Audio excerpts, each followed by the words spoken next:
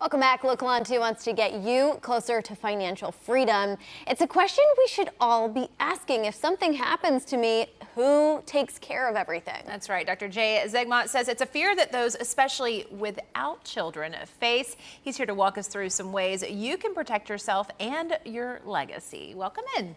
Thanks for having me. Yeah, so let's start with why you say this conversation is so important now. You know, the reality check is anyone can get hit by a bus at any time.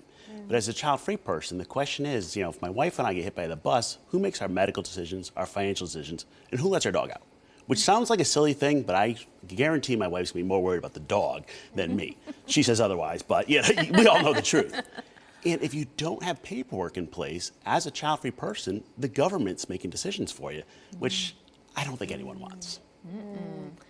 You know, it's so interesting. My fiance and I, we were about to have this conversation about, finances and spirituality before we get married. But you can have this conversation at any point. And you came up with Childfree Trust. I want to go more into that topic and that brand that you really have created.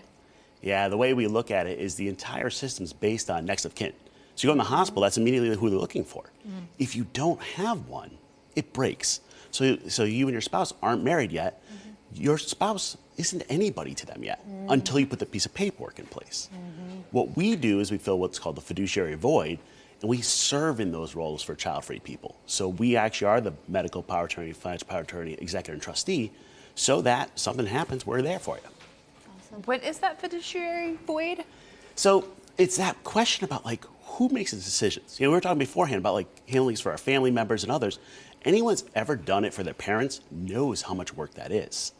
If you don't have somebody there, that's where those horror stories, like the movie I Care a Lot comes in, with the conservators and others being appointed, that you really don't want to happen.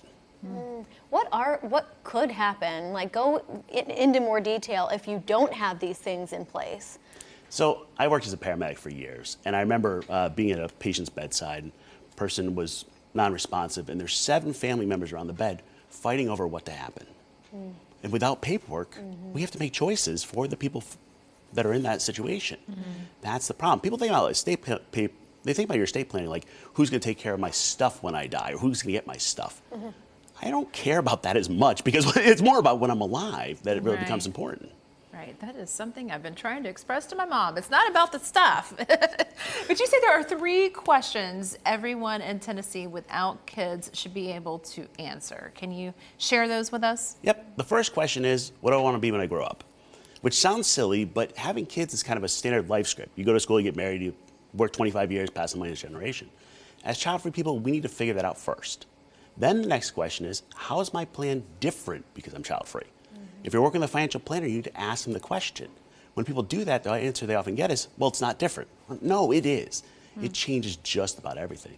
And the third is, who do I trust to make decisions for me, and how do I get that in the paperwork? Can you have more than one person?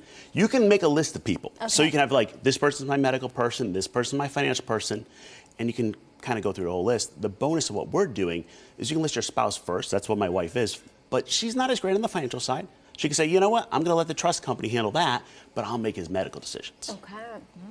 So interesting. And we can learn more all about this in your book that came out earlier this year. Tell us the details about what we'll find in here. So the Child-Free Guide to Life and Money is the first of its kind. It's the first book to talk about this specifically for the 25% of these that are child-free.